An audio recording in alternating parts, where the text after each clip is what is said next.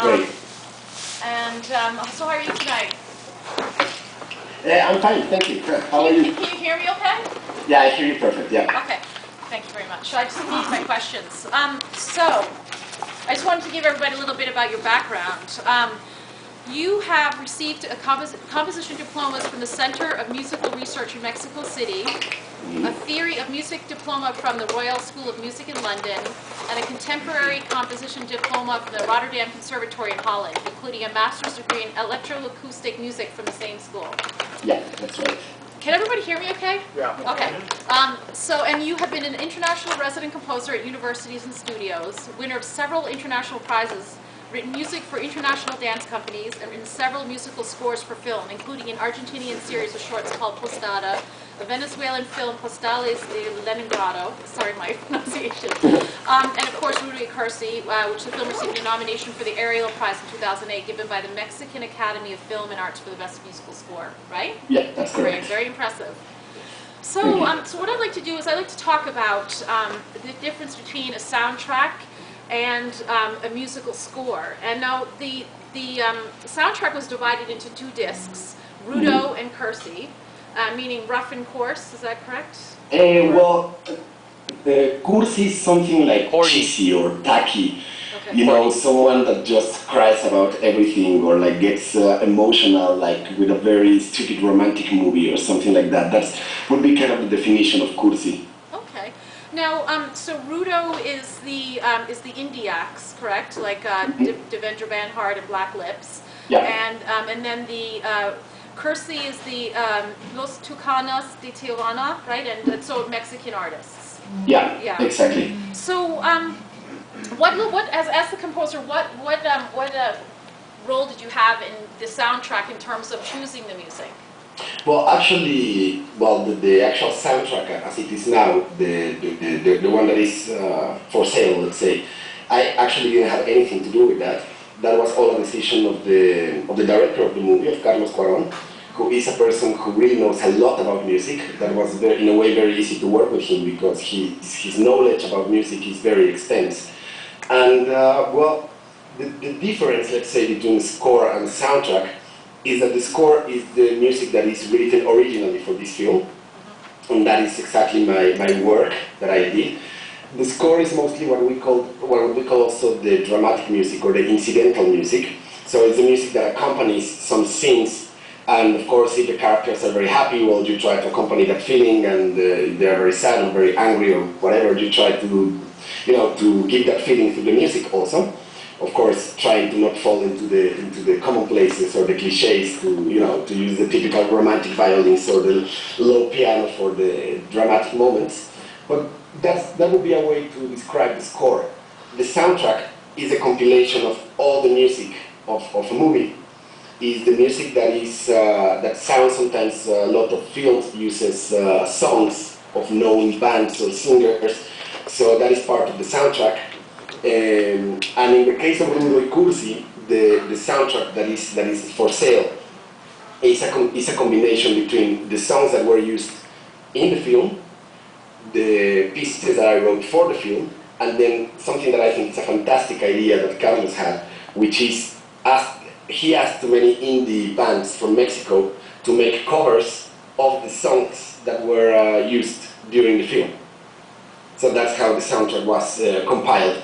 I did put a little bit my finger on it, but I mean, it was mostly his decision.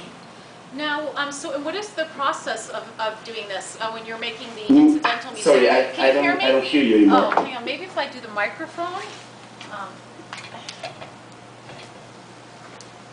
Wait, hang on. How about the? Does that? I don't hear you. No. Eric, do you know why that might be? Because I just. Maybe if I go right over the speaker, can you hear me now? No. Sorry, I don't hear you. Do you hear me? We hear you perfectly. Yeah. Sorry, one moment. Maybe I'm blocking it. Hello, can you hear me? Do you see how the speaker is on? See what I'm talking about? I think it's on mute. Oh. There we go. Okay, I hear you. Okay. How's that? Yeah, we're back. Okay, good.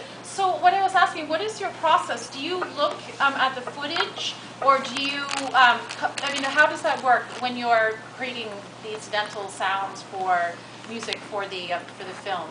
What is the exact process? Yeah, well, there is not like a formula that you use so all the time. Rudo Cursi was my second long film, but I did several short films before in Argentina.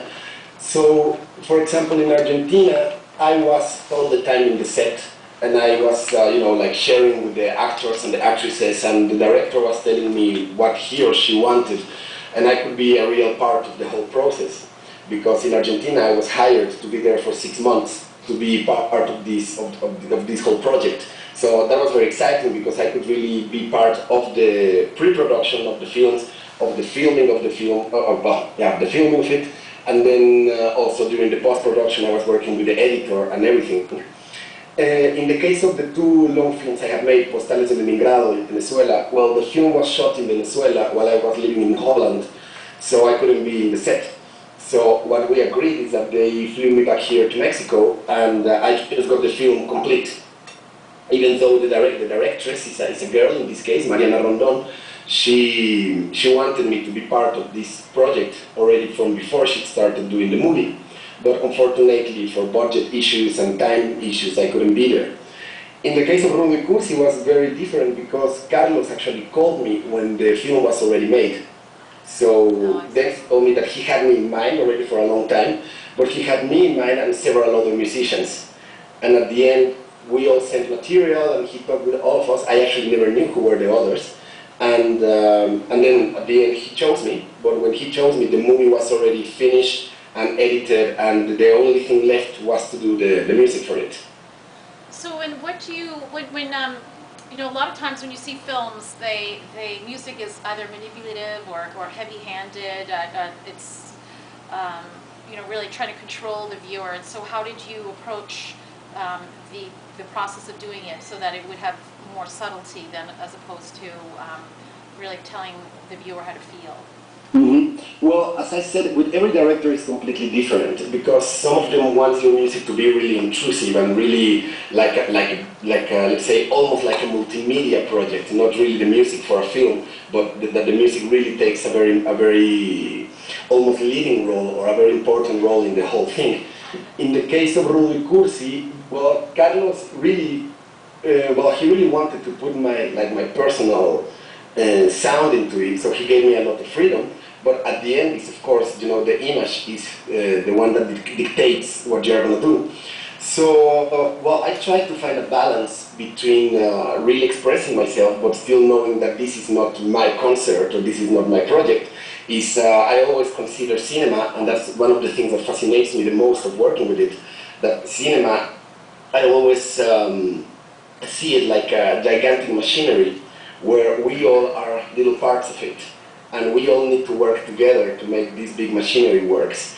So even though I was the director of my own team, of all the musicians team and the production of the music team, but still we are a little part of the whole thing. And so I tried to find a balance between doing my own stuff, but still knowing that I'm only a part of a big machine. Mm-hmm. And so, what instruments or technical equipment did you use to make the soundtrack? The music for the film. Well, the process I mostly work on is once I get the movie, I have a little studio at my home. So there I have my instruments, several keyboards. I'm a guitar player myself, so I have several guitars. And I have some recording equipment and some editing programs. So I first start working only as as drafts for the music. Of course, without the real instruments, I record everything with MIDI instruments, with keyboards, with everything. The only thing I always work real is the voices and the guitars because I play them myself. And so I'm working with the director. I like very much when directors get involved in the projects, in the making of the music, because I have worked also with directors and say, okay, this is the film, see you in 2 months, And but with Carlos it was very nice because he was basically over me all the time, and it was very nice to really do the whole thing together. And once we got to, we got to an agreement of what